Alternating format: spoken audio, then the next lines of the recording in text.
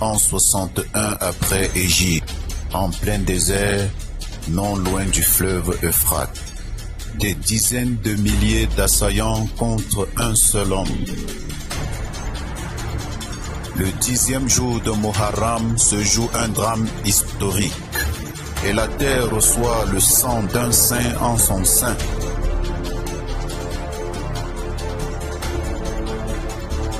L'appel d'Ashura attire l'attention des hommes de toutes les religions. La mort dans la dignité vaut mieux que la vie dans le déshonneur. Après 113 siècles de l'histoire de ce grand homme se sont écoulés. Ici, c'est Karbala, point de rendez-vous de millions de pèlerins. Un seul nom gravé dans tous les esprits et au bout de toutes les lèvres. Hussein ibn Ali.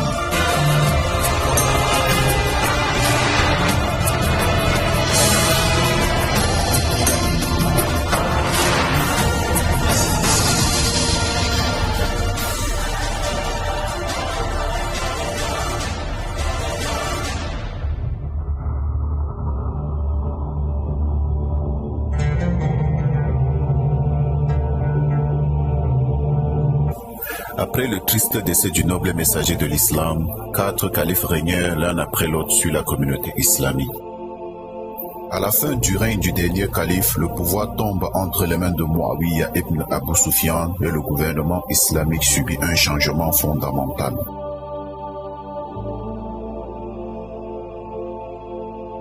Le règne de Muawiyah est marqué par une redéfinition des critères de gestion des affaires du gouvernement islamique. Les dignitaires au pouvoir préféraient un islam superficiel au détriment d'autres aspects fondamentaux gênants pour les intérêts mondains futiles qu'ils poursuivaient. En réalité, Muawiyah était plus un roi avide de pouvoir et non le représentant du prophète de l'islam. Un traité de paix est signé entre Muawiyah et Imam Hassan ibn Ali, le petit-fils du noble prophète. L'une des clauses du traité stipule que le pouvoir reviendra à Imam Hassan en cas de décès de Muawiyah.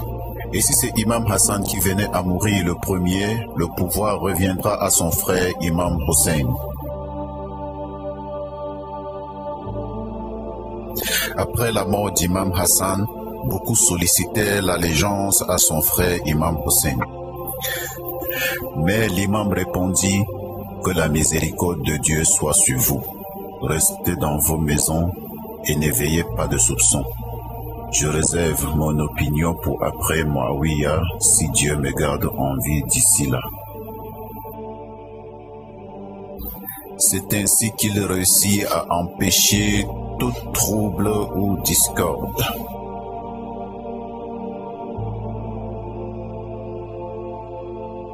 Marwan est le gouverneur de Koufa. Il informe Muawiyah que des hommes d'Irak ont rencontré Hussein et demande quelles sont les instructions. Muawiyah répond: Hussein a un engagement avec nous et il n'est pas du genre à violer son pacte. Ne le touche pas.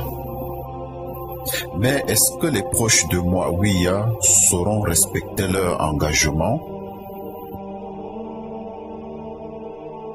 Pendant son règne qui dura 20 ans, Muawiyah s'employa de différentes manières à obtenir l'allégeance pour son fils Yazid, une initiative contraire aux clauses du traité de paix. L'incompétence et l'inaptitude d'un aussi grotesque type comme Yazid n'étaient plus un secret pour personne. Raison pour laquelle même les dirigeants investis à Médine par Muawiyah depuis 9 ans ne purent obtenir l'allégeance des notables de la ville en faveur de Yazid. Alors pour asseoir le califat de son fils après lui, Muawiyah se mit à distribuer postes et agents aux chefs de tribus pour s'attirer leur satisfaction et étouffer ainsi toute idée de protestation. Un peu avant sa mort, Muawiyah se rend une fois de plus à Médine pour avoir les serments d'allégeance pour son fils. La mère des croyantes Aïcha est la première personne qu'il rencontre. Quand elle comprit l'intention du calife, elle protesta et lui exhorta la crainte pieuse de Dieu. Après cela, Muawiyah rencontre Imam Hussein à huis clos. Il lui demande de faire allégeance à Yazid. Imam Hussein répond: veux-tu induire le peuple en erreur au sujet de Yazid, comme si tu décrivais quelqu'un d'absent que le peuple ne connaît pas suffisamment? Yazid, avec son comportement, s'est déjà bien fait connaître dans la société. Muawiya revient à Damas sans espoir d'avoir l'allégeance de certains. Que faire? La réussite de son plan demande un peu de ruse et de perfidie. Muawiya ordonne à quelqu'un après son sermon de faire les éloges de Yazid. Il ordonne à un autre groupe de se lancer dans des propos panégyriques immédiatement après cela et de demander à Muawiya de faire de Yazid son prince héritier. Cette proposition suscitera des remous dans l'assemblée. Cette ruse réussira-t-elle? Est-ce que les gens pourront supporter le gouvernement et le règne de Yazid?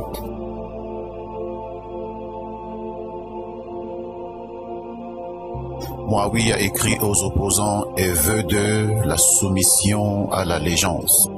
La réponse d'Imam Hussein à Muawiya contient des points clairs traduisant la peine qui l'anime face à l'ignorance des guides et dirigeants des territoires islamiques. Tu veux asseoir l'autorité de Yazid sur les gens, alors que c'est un jeune homme qui boit de l'alcool et joue avec les chiens? Tu as trahi ton engagement, détruit ta responsabilité et ignoré les recommandations de ton Seigneur. La persévérance de Muawiya avec la ruse et les pots de vin portaient ses fruits et plusieurs déclaraient leur accord pour Yazid. Le gouvernement et la communauté islamique du noble prophète, fruit de plusieurs efforts et de luttes permanentes avec ses compagnons loyaux, se retrouvèrent entre les mains d'un indigne qui ne connaissait de l'islam que le nom et rien d'autre.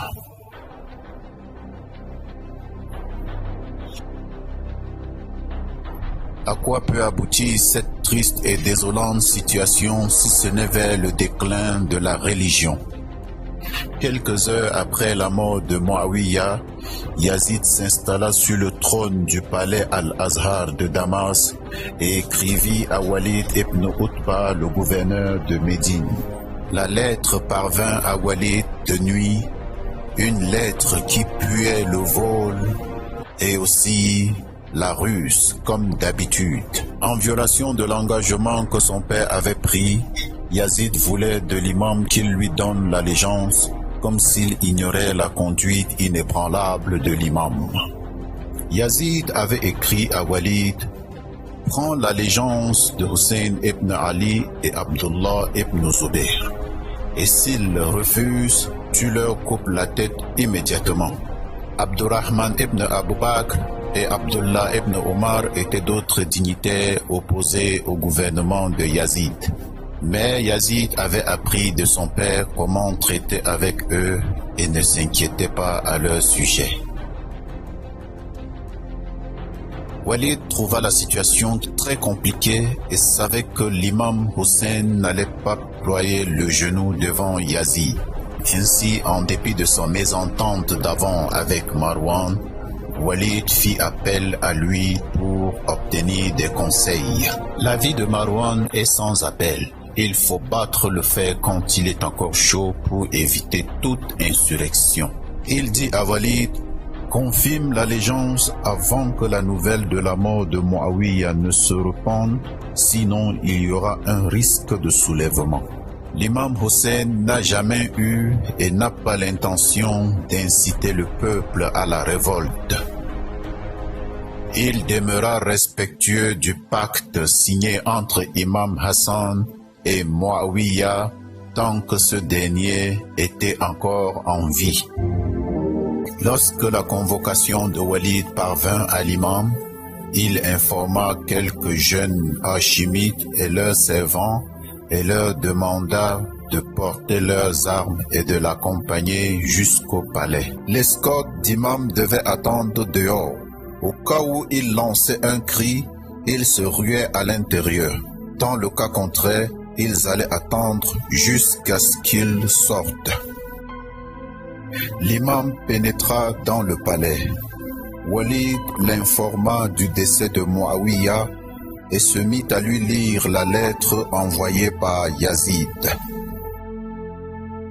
Avide de pouvoir, Yazid convoitait les territoires islamiques et voulait dégager tout obstacle sur son passage, même s'il s'agissait du petit-fils très cher et aimé du noble prophète. Marwan poussait Walid à obtenir l'allégeance d'Hussein séance tenante ou alors en finir avec lui. La réponse de l'imam à ce moment critique révèle son habileté.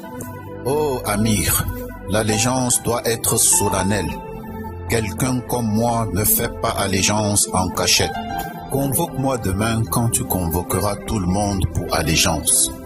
Walid fut d'accord et dit, tu as bien parlé. Rentre et reviens demain pour allégeance. Après le départ d'imam, Marwan blâma sévèrement Walid. Pourquoi n'as-tu pas saisi l'occasion et en fini avec Hussein? Tu ne pourras plus l'atteindre. Conscient de la place et du rang de l'imam dans l'islam et la communauté, il répliqua à Marwan, que Dieu m'en préserve. Tu veux que je pose un acte qui anéantira ma religion? Que je tue Hussein parce qu'il a refusé de faire allégeance?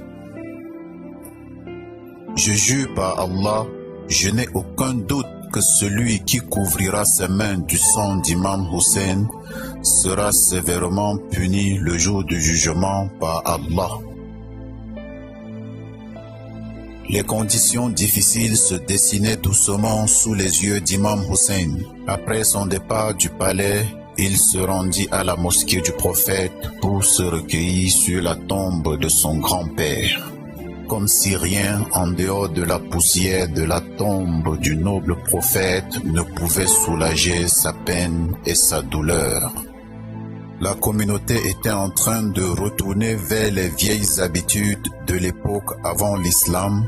Les gens faisaient la sourde oreille face à la vérité et les cœurs n'écoutaient plus la vérité. À présent, 3 situations critiques se présentent à l'imam. 1. Protéger la religion et la Ummah de son grand-père, le messager d'Allah. 2. Faire allégeance à Yazid, synonyme de conférer une légitimité au régime d'un injuste indigne et voir se dilapider le patrimoine du prophète de l'islam. Refuser de faire allégeance attisera le feu de la discorde dans la ville. 3. L'ignorance d'un peuple peut renseigner sur le contexte et les circonstances de la société et ce qui se tramait entre les dirigeants. Qui peut assister l'imam dans de pareils moments difficiles? Y aura-t-il un assistant?